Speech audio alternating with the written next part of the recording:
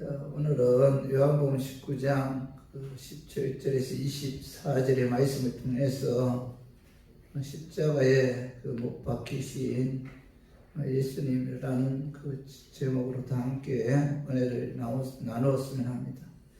그 십자가의 처형은 한 것 중에서도 가장 모질고 최고로 극악무도한 죄인에게 내리는 그런 형벌이죠.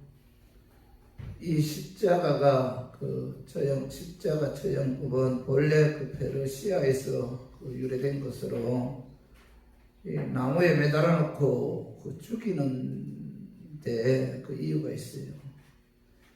나무에 매달아 놓고 죽이는 데는 이유가 원래 땅은 신성한 것이다. 그래서 나쁜 죄인을 땅에 놓고 죽이면 땅이 더러워진다. 이렇게 생각해서 죄인의 발이 땅에 닿지 않도록 하기 위해서 생각해낸 것이 십자가형입니다. 이런 십자가형을 로마 사람들이 페르시아에서 도입해서 죄인들에게 적용했는데, 십자가는 생각만 해도 끔찍한 형벌이기 때문에 역사적으로 로마 시민권을 가진 사람은 이 십자가형을 내린 적이 없어요. 베드로는 로마 시민권이 없잖아요. 그래서 그는 십자가 처형 직전에 내가 어찌 주님처럼 바로 십자가에 못 박히겠는가 해서 거꾸로 십자가 못 박혀 순교했죠. 그러나 사도 바울은 로마 시민권이 있죠. 그래서 그는 시민권 갖고 있기 때문에 십자가에 순교 당하지 않고 단도형으로 순교 당했는데, 그만큼 로마인들에게는 이 십자가 체험을 하지 않았습니다. 그만큼 십자가는 가장 고통스러운 사형 도구인데, 오늘 본문에 보면은 예수님은 십자가를 지기 위해 십자가 형틀을 메고 해골이라는 곳으로 갔다, 이렇게 말씀하고 있죠. 그 말씀이 오늘 요한복음 19장 16절 봐요. 이에 예수를 십자가에 못 박도록 그들에게 넘겨주니라. 그들이 예수를 맡으며 예수께서 자기의 십자가를 지고 히브리 말로 골고다이라 하는 곳으로 나가시니, 이렇게 말씀하고 있죠. 예수님이 못 박힌 곳은 해골이죠. 해골로서 히브리어로는 골고다, 라틴어로는 갈보리입니다. 갈보리. 히브리어로는 골고다, 라틴어로는 이 갈보리가 해골인데, 이 갈보리라는 말은 성경에 없잖아요. 근데 왜 갈보리 언덕에 대한 찬송이 있느냐 하면은, 신약 성경은 히브리어로 기록되어 있죠. 훨씬 후에 기독교가 이 라틴어를 통해서 내려왔기 때문에 갈보리라는 말을 자주 썼다는 거죠. 전설에 의하면은 아담의 해골이 이곳에 묻혔다는 말이 전해지므로 이곳을 해골이라고 부르게 되었는데, 해골은 바로 라틴어로는 갈보리, 히브리어로는 골고다라고 그렇게 불렸다는 거죠. 해골은 성문 밖에 있죠. 왜냐하면은 성이 더러워진다고 생각했기 때문에 반드시 성 밖에서 십자가 처형을 했어요. 처형 장소까지 죄인 자신이 직접 십자가 형틀을 메고 가야 했는데, 만약 누군가가 나서서 대신 지겠다고 자비를 베풀면은 허락했죠. 예수님은 무거운 십자가를 직접 지고 해골까지 걸어가시다가 혼자의 힘으로 더 이상 갈 수 없을 때, 구레네 시몬이 예수님 대신해서 십자가형을 해골까지 지고 갔습니다. 이 해골이라는 곳은 해골이라는 곳에서 로마 군병들은 좌우에 두 강도와 함께 십자가에 예수님을 못 박았는데, 18절 봐요. 18절 한번 읽어봐요. 18절. 그들이 거기서 예수를 십자가에 못 박을세 다른 두 사람도 그와 함께 좌우편에 못 박으니 예수는 가운데 있더라. 십자가에 달리신 예수님의 좌우편에 강도도 십자가 매달렸다는 거죠. 예수님은 극단적으로 그 죄인으로 모이기 위해서 그 강도 같은 죄인으로 합리화하기 위해서 예수님을 강도와 함께 십자가에 못 박았다는 거죠. 죄인 아닌 자를 죄인으로 죽일 때 죄인의 모습으로 가장하기 위해서 좌우에 강도를 함께 못 박은 것인데, 예수님은 죄가 전혀 없으신 거룩하신 하나님이죠. 예수님은 죄가 없다. 고린도 후서 5장 21절을 우리 한번 찾아봐요. 예수님은 죄가 없다. 죄가 없으신 예수님이, 그죠? 죄가 많은 강도들과 함께 십자가에 못 박혔다는 거죠. 그래서 고린도후서 5장 21절 한번 읽어봐요. 하나님이 죄를 알지도 못하신 이를 우리를 대신하여 죄를 삼으신 것은 우리로 하여금 그 안에서 하나님의 의가 되게 하려 하심이라. 이렇게 말씀을 21절 상반절에 보면 하나님이 죄를 알지도 못하신 이를. 자, 죄를 알지도 못하신 이가 누구예요? 예수님이죠. 예수님은 남자의 후손에서 태어난 것이 아니고 성령의 능력에 의해 여인의 몸에서 잉태했잖아요. 그렇기 때문에 원죄가 있어요, 없어요? 없죠. 33년 공생의 기간 동안 예수님은 죄를 범하지 않았죠. 자본죄도 없고, 그리고 21절 중간에 봐봐요. 중간절에 보면은 우리를 대신하여 죄를 삼으신 것은 이렇게 말씀. 죄가 없으신 예수님께서 우리를 대신해서 십자가를 통해서 죄값을 치렀다는 거죠. 죄가 전혀 없으신 예수님께서 죄인인 인간의 모습으로 이 땅에 오셨고, 마지막에는 십자가에서 강도들과 함께 죄인 취급을 받고 십자가에 못 박혀 돌아가셨다는 거죠. 예수님의 제표는 유대인의 왕이다, 이렇게 있었죠. 그 말씀이 요한복음 19장 19절에서 20절 봐봐요. 빌라도가 표를 써서 십자가 위에 붙이니 나사렛 예수 유대인의 왕이라 기록되었더라.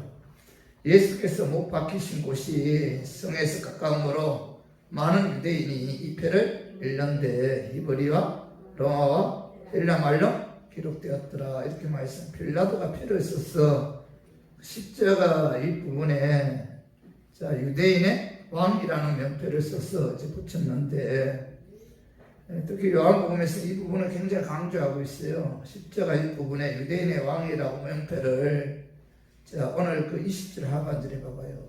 히브리 말과 헬라 말과 유다 말로 명패를 써서, 그죠? 기록하고 있다, 이렇게 말씀하고 있죠. 그러니까 세 나라 말로 예수님을 유대인의 왕이라는 명패를 써 붙이셨다는 거죠. 그 써 붙인 것은 당시의 문화가 이 세 나라로 대표될 수 있었기 때문이죠. 로마 사람이나 헬라 사람이나 히브리 사람이 모두 예수님은 유대인의 왕이라는 것을 알 수 있도록 써 붙인 것은 바로 기독교 복음이 그들에게 전파되기 위해 하나님께서 미리 준비시킨 것이라고 많은 학자들이 이야기하고 있습니다. 그 당시 로마는 세계를 지배해서 그들의 정치력과 조직력 또 행정력과 군사력이 대단했죠. 로마는 세계를 향해 길을 닦아 놓았는데, 이제 이 질서와 행정과 도로를 통해서 복음이 세계 전파되도록 하기 위해서 하나님께서 로마어로 예수님을 유대인의 왕이다라는 명패로 써 붙였다는 거죠. 특히 바울은 로마 시민권 갖고 있잖아요. 로마는 그 당시 세계를 지배하고 있었기 때문에 여기서 복음이 전해지면 온 세계로 뻗어가는 그 중요한 곳이죠. 그래서 로마어로 예수님을 유대인의 왕이라는 표를 기록했다는 거죠. 그리고 그 당시 또 하나는 뭐죠? 헬라어로 예수님은 유대의 왕이라 이렇게 이제 표를 기록했는데, 그 당시 헬라 문화는 세계적이죠. 지금 우리가 보는 신앙 성경의 원문은 뭐로 되어 있죠? 헬라어로 돼, 헬라어. 하나님 당시 세계를 지배한 헬라어를 미리 준비해 놓으시고 헬라어로 성경을 기록하게 한 거죠. 특히 헬라어는 논리적이고 과학적이고, 그래서 하나님께서 복음이 세계 전파되도록 하기 위해 그 헬라어로 예수님은 유대인의 왕이라고 명표를 해서 붙였다는 거죠. 그리고 또 하나 뭐죠? 히브리어죠. 히브리인들은 철저철미한 그 메시아 대망 사상을 갖고 있었는데, 그 위에 복음이 전파되도록 하기 위해서 히브리어로 예수님은 유대인의 왕이라는 명표를 해서 붙였다는 거죠. 그러나 빌라도는 자기의 정치적 생명을 유지하기 위해 오직 그 정치적인 이유로 그 히브리어, 헬라어, 로마어로 예수는 유대의 왕이라는 명패를 써붙였다는 거죠. 자기 이익만을 추구하기 위해서, 그죠? 이렇게 써붙였는데, 빌라도는 예수님이 그 무죄하다는 것을 알았지만은, 그러나 그는 자신의 신분과 위치를 유지하기 위해서, 정치적인 생명을 유지하기 위해서 유대인들의 요구를 들어주었다는 거죠.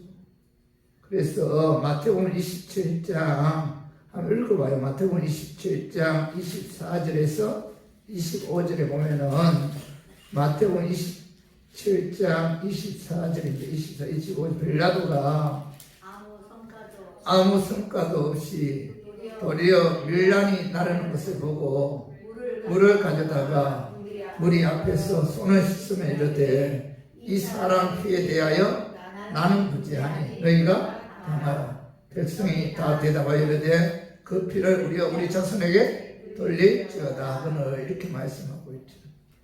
그죠? 그 빌라도는 예수님 죄가 없는 걸 알고 손을 씻으며 이 사람의 피에 대해서 나는 무죄하다, 너희가 당하라 하니까 이스라엘 백성은 뭐라고 해요?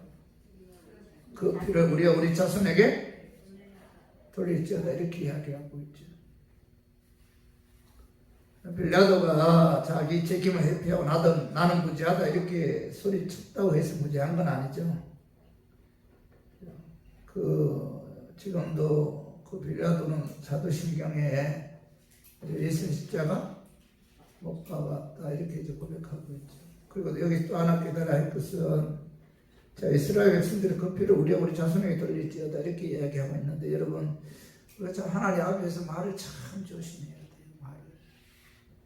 그 이스라엘 백성들이 그 피를 우리 자손에게 돌릴지어다, 그 말대로 이스라엘은 그 로마에 의해서 이제 멸망당하죠. 디도 장군에 의해서 이런 살렘성이 무너지잖아요. 무너지고 그들은 그 세계 불굴이 흩어져서 그 히틀러에 의해서 600만 명이 학살당하잖아요. 그죠? 그리고 그 후에도 그들은 그 나라 없이 떠돌이 생활을 몇 년 동안 했어요? 2000년 동안 했어요. 2000년 동안 이스라엘 백성들 나라도 없이 여기저기 무시당하면서 방황하는 삶을 살았습니다. 그들의 고백대로 그 피를 우리 자손에게 돌릴지어다. 엄청난 고통이 그들에게 다가왔다는 겁니다. 그래서 우리 성도님들도 기도할 때 참 말 함부로 하면 안 돼요. 말을. 어느 목사님이 그런 이야기 하더라고요. 자기 아들이 예수도 믿지 않고 방탕한 삶을 사니까 하나님 저 인간 이 특이 아부창이가 부러지더라도 주님께 돌아오게 해달라고. 진짜 가다가 넘어져갖고 여기가 넘어지더라고요. 우리가 기도할 때 참 조심해야 돼. 저도 그런 체험 몇 번 했는데 말을 함부로 안 해. 하나님 앞에서는 우리가 말한 대로 되는 경우가 많아요. 말이 뭐가 되죠? 씨가 된다는 말이 있어요. 참 많이 조심해야 돼. 이 대제사장은 빌라도가 쓴 유대인의 왕이라는 그 명패를 보고 빌라도에게 항의하죠. 항의할 내용이 뭐예요? 요한복음 19장 21절에 유대인의 대제사장들이 빌라도에게 이르되, 유대인의 왕이라 쓰지 말고 자칭 유대인의 왕이라 쓰라 하니, 빌라도가 대답하되 내가 쓸 것을 썼다 하니라. 그러니까 유대인의 왕이라니까 대제사장들이 뭐라고? 자칭 유대인의 왕이라고 써야 한다 이렇게 항의하죠. 그 대제사장은 자칭 유대인의 왕이라고 떠들고 다니는 정신병자 예수를 죽인 것이지 유대인의 왕을 죽인 것이 아니다. 그런 뜻에서 자칭 유대인의 왕이라고 이제 명패를 써달라고 요구했지만 빌라도는 냉정하게 나의 쓸 것이 썼다 하면서 그들의 항의를 무시하죠.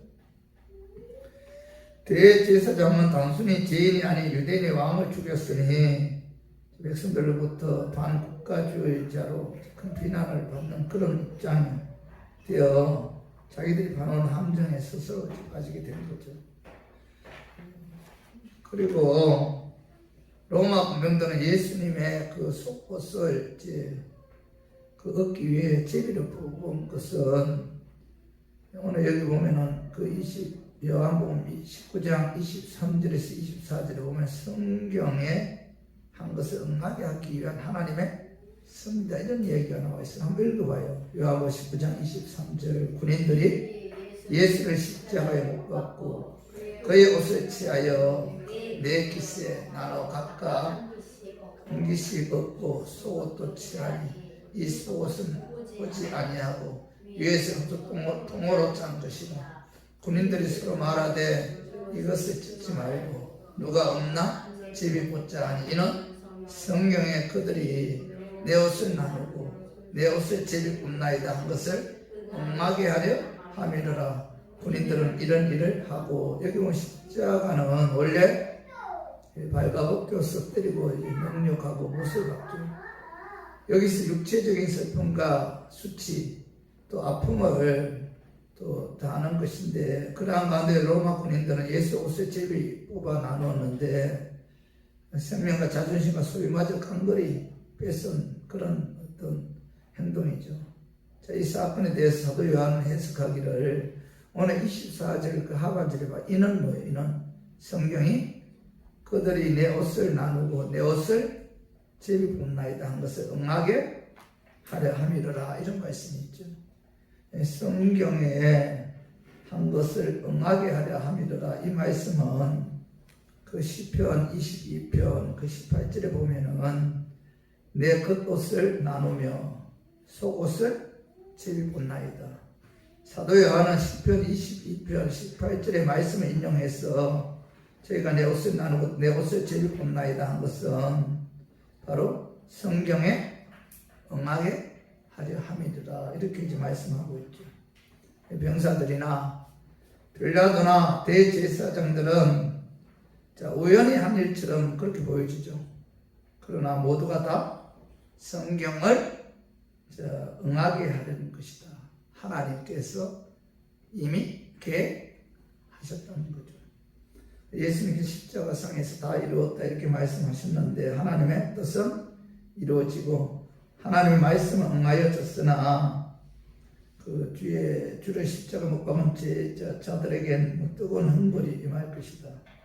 이렇게 이제 말씀하고 있는데 그 예수님은 그 우리 제사하시기 위해 십자가에 죽어야만 했고 여기간에 이사야 선지자는 이사야 53장 5절에 그가 찔림은 우리의 흠을 떼는 분이요 그가 상함은 우리의 죄악 때문이라.